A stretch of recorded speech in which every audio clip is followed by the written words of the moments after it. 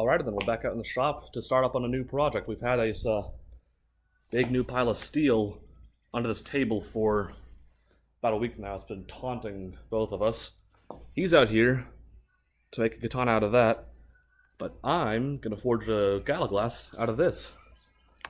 Step one is cutting out a piece of the right length.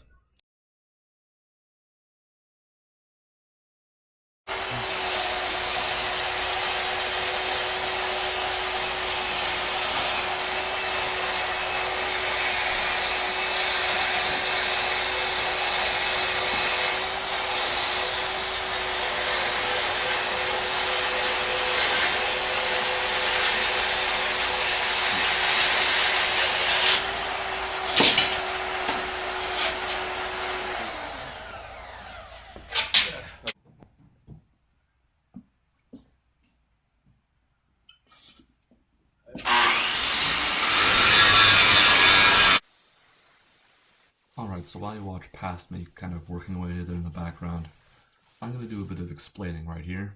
So, first off, what's going on right here? Well, the blank right there that I'm grinding on had radiused edges, and for whatever reason, I just don't like forging on a radiused edge. If for whatever reason it seems to deflect my blows or something, I don't know. So right here, all I'm doing is grinding those radii off and straightening the bandsaw cut. And after that, then I grind one end down to about 2.5 inches and do a bit of a taper just to make forging the blade shape much easier later on whenever I actually get to the forging. So now I'm clearing up a bit of a misconception right here first. You probably interpreted the title when you clicked on the video as forging the largest Gallowglass ever, but that would in fact be inaccurate. The largest Gallowglass ever would be the one that you've seen me swinging around or holding in past videos. It's about 5'8" and weighs 13 pounds. Now the weapon I'm making right there is not the largest, but will still be just as long as the one you have already seen, 5'8". But this one will weigh considerably less. And now moving on then to the history of the Gallowglass, because most people haven't really heard of it before. So the Gallowglass, the name Gallowglass, is an anglicization of the Irish word Gallowglach, which is a certain people from old Ireland. They were originally from Scotland and were the byproduct of Vikings intermingling with the local Scottish Gaelic people. And when the English invaded, then the Gallowglach, thence unnamed, had no choice but to migrate out of Scotland, so they went to the other one big Celtic place in the world, Ireland. At the time, the Scots and the Irish weren't really different. The only difference was where they lived. And so whenever the unnamed Gallowglach arrived in Ireland, then the people of Ireland, the locals, started calling them Gallowglach, which means young or foreign soldier or mercenary, because that's exactly what they were. They were there was a very large band of fairly young Scots showing up with Sparth axes and these swords, which have then come to be known as Gallowglasses. What makes a Gallowglass unique from other swords is the classical Irish ring pommel, wherein it's just, instead of being a solid lump of metal on the end of the handle, it's instead a ring that the tang goes through. Most Gallowglasses, though, or no Gallowglass has ever been as large as the one I'm making here or the one I have already made. They were fairly large swords, though, as you can see in drawings or paintings done by people like Albrecht Dürer and other such historical paintings and sketches. And so ultimately, it's a very fascinating history behind this sword and the Gallowglach people as a whole. They're very scary and very awesome individuals and very good with combat, and I hope that my work here will once again do them justice. So then, let's get right back into all this.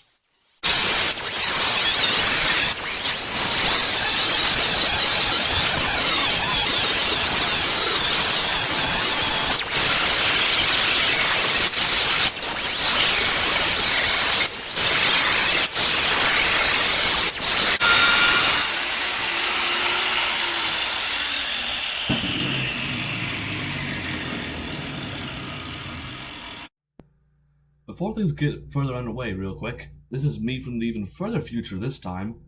I just went and reweighed the sword, and in its scabbard it weighs 13 pounds, but on its own it actually only weighs 10 pounds. So just kind of note that anytime I say 13 pounds in this video, it should be amended to 10 pounds. All I needed to say, let's get back to the forging.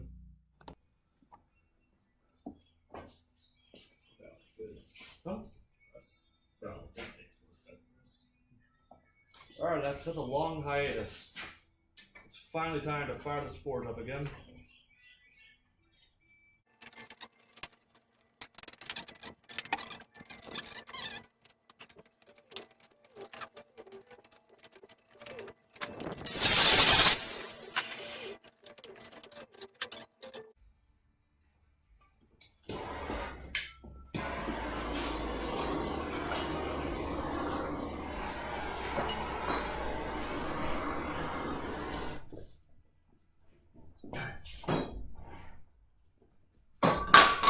Drop it.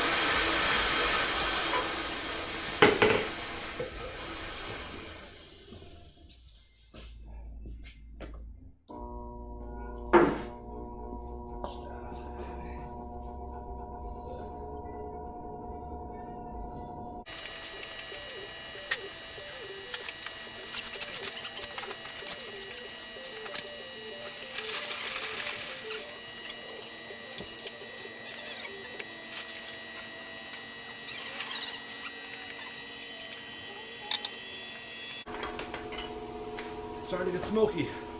It's raining outside. I'm gonna go cool off in that for a bit. And the rain's increasing even more.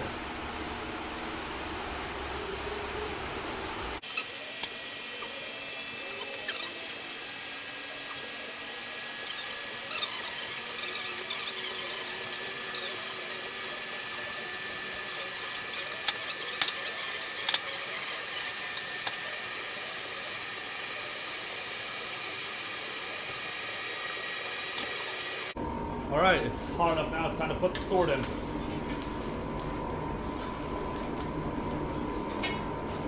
We need something to hold it up.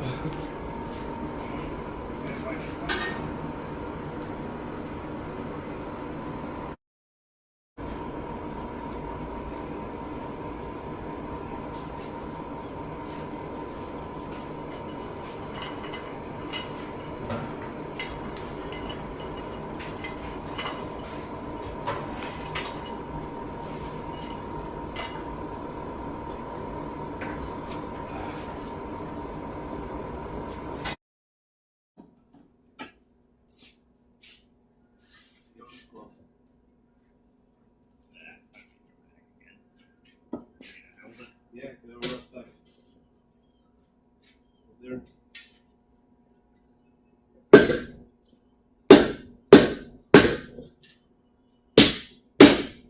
Up.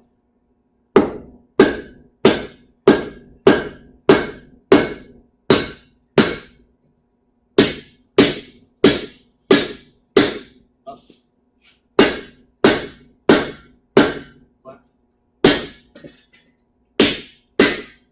Up.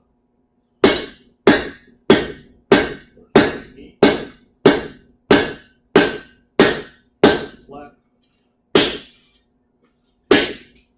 Up. What's this back for here? Flat. Huh? What's this back here for? To help balance it.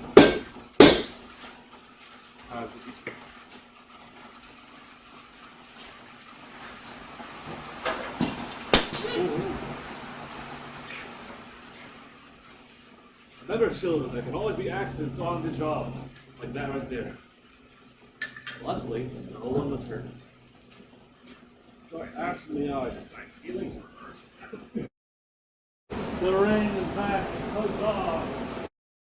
I hope you can view the rain. It's glorious. By the way, we're forging the tip on the sword right now.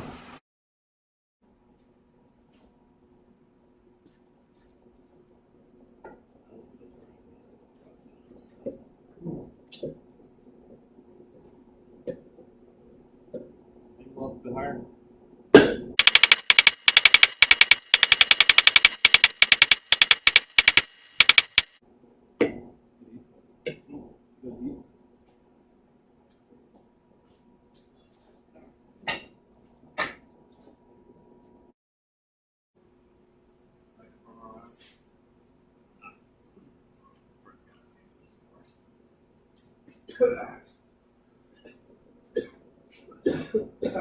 Higher.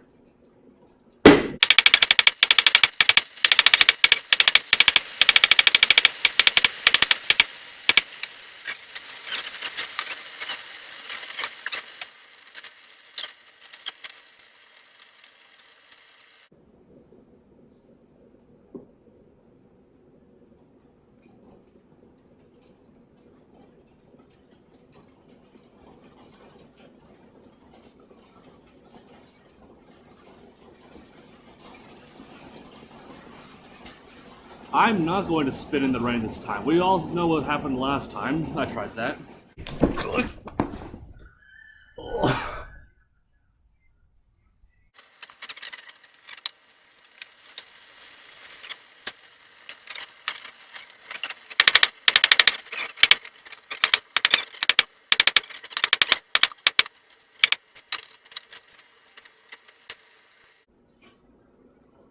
Oh, well done. Well done. We gotta make masks there.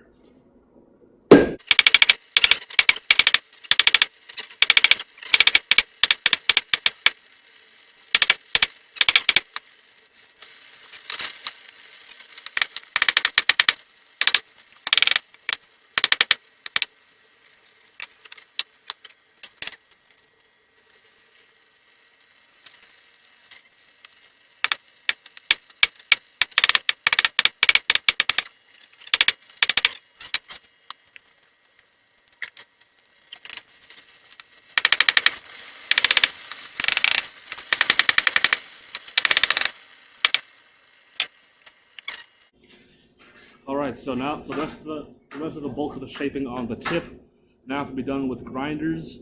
So now I'm going to start tapering the blade. The original I forged was not tapered, so it weighs 13 pounds. This one I will taper, and I estimate it'll weigh between 7 and 10 pounds, which will be way, way more manageable than that first one. I love the first one, but this is the one that I could carry out in public and use in self-defense.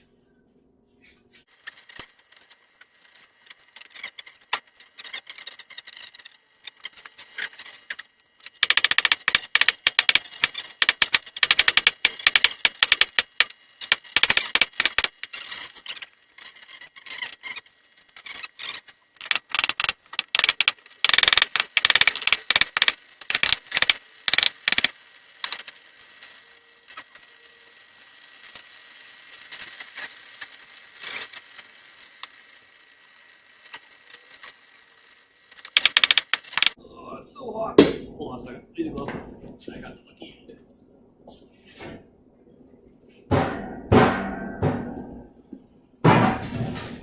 There we go. This will be so much fun now. We'll almost grab the hot metal part.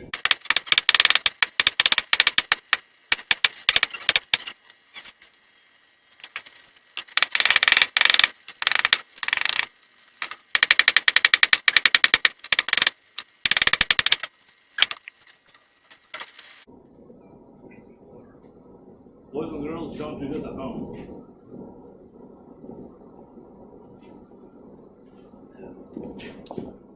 Try spitting at home. Don't grab fire with your hand.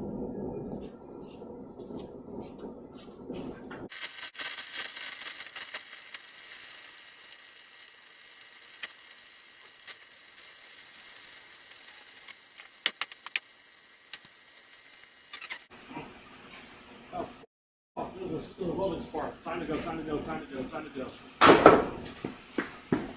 Get out of there, get out of there. Son of a bloody hell hole.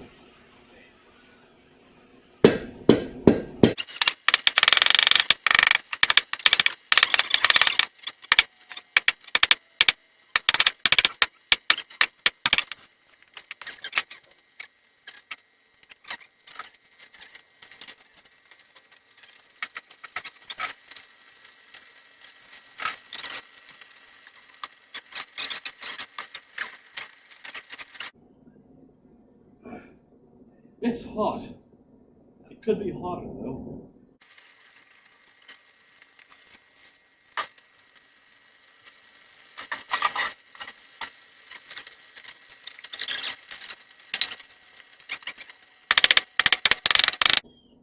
Just realized, this is the first thing that the YouTube got to see me forging. The only forging I did on those kitchen knives was to straighten the material out.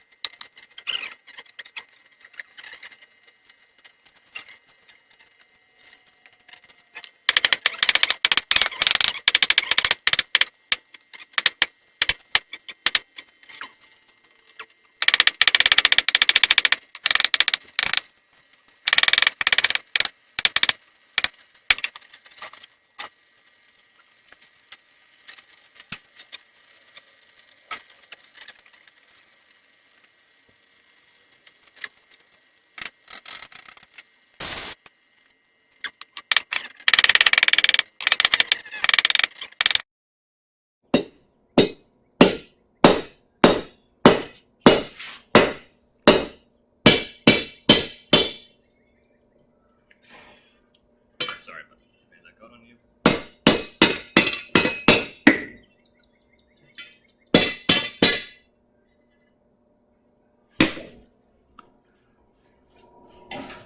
And now we're getting to the point where the sword is almost too long for the forge, but I can make this still work.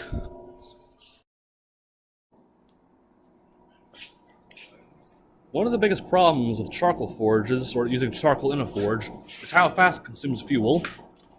We started with a big heaping pile, and now there's little just bits scattered around. So it definitely consumes a lot of fuel doing this.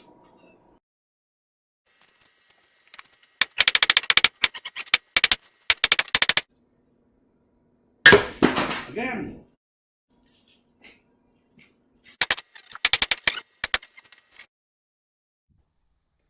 Okay.